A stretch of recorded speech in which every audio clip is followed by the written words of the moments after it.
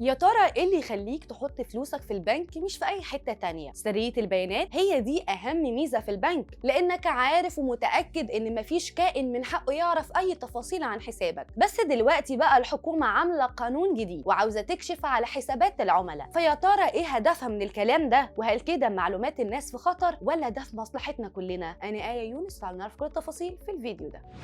في البداية وقبل أي حاجة خلينا نعرف يعني إيه سرية حسابات البنوك. يعني محدش يقدر يعرف حساب العميل ولا وديعته ولا خزنته ولا أي حاجة خاصة بحسابه، سواء كانت قروض، سحب أو إيداع، وده كله علشان البنوك تكتسب ثقة العملاء ويوافقوا يحتفظوا بفلوسهم في البنوك دي. طبعا مفيش بنك يقدر يخالف التعليمات دي ويطلع المعلومات بتاعت العملاء بتوعه إلا في حالتين، وعلشان يتم الكشف عن أي حساب بنكي برضه لازم تتوفر حالة من الاتنين دول. الحالة الأولى لو النيابة العامة كانت بتحقق في جنحة أو جناية واتضح ليها من التحقيق إن في دلائل قوية لكشف على حساب المتهم، وده هيفيد في مصلحة التحقيق. ساعتها النائب العام نفسه أو المحامي العام بيطلب من محكمة استئناف القاهرة إصدار أمر بالاطلاع أو الحصول على أي بيانات أو معلومات مرتبطة بالحسابات أو الودائع أو الأمانات أو الخزائن بتاعة المتهم. أما بقى الحالة التانية لو أنت مديون وصاحب الدين عاوز يشوف الحساب بتاعك، ساعتها بيقدم طلب لمحكمة الاستئناف والقول بيطلع خلال 3 أيام من النظر فيه. لغاية هنا والكلام حلو قوي. يا ترى بقى إيه اللي اتغير؟ الحكومة مقدمة مشروع قانون في مجلس النواب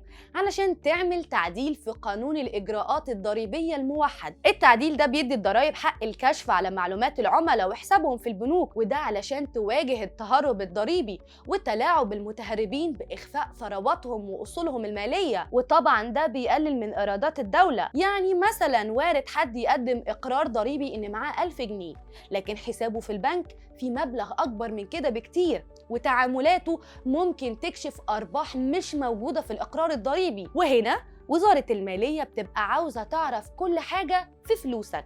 بس على الناحية التانية القطاع المصرفي شايف ان تطبيق تعديل زي ده بيخلي العميل يفقد الثقة في البنك، وده لانه مش ضامن مين اللي هيشوف حساباته. هنا بقى خالد أبو بكر الإعلامي طالب مجلس النواب برفض التعديل ده. وعلى فكرة دي مش أول مرة يحصل فيها مشكلة بسبب سرية بيانات العملاء، فلو رجعنا لسنة 2018 هنكتشف الخلاف اللي حصل بين طارق عامر محافظ البنك المركزي ومصلحة الضرايب. في البداية انتشر أخبار على لسان عماد سامي رئيس المصلحة أعلن فيها عن الانتهاء من تعديل على سرية حسابات البنوك بيدي الحق لوزير المالية بالكشف على الحسابات المصرفية للشركات والأفراد لمنع التهرب الضريبي. وبموجب التعديل كل الجهات كانت مجبرة على السماح لمأمور الضرائب بالاطلاع على الحسابات البنكية بعد موافقة وزير المالية. هنا طارق عامر قطع الطريق على الكل وأكد إن البنك المركزي مش هيسمح أبدا لمصلحة الضرائب بالكشف على الحسابات المصرفية للعملاء. ومش بس كده، عامر وصف الخطوة بأنها تدخل في شؤون البنك المركزي واختراق لبيانات العملاء مستحيل يقبله. بعدها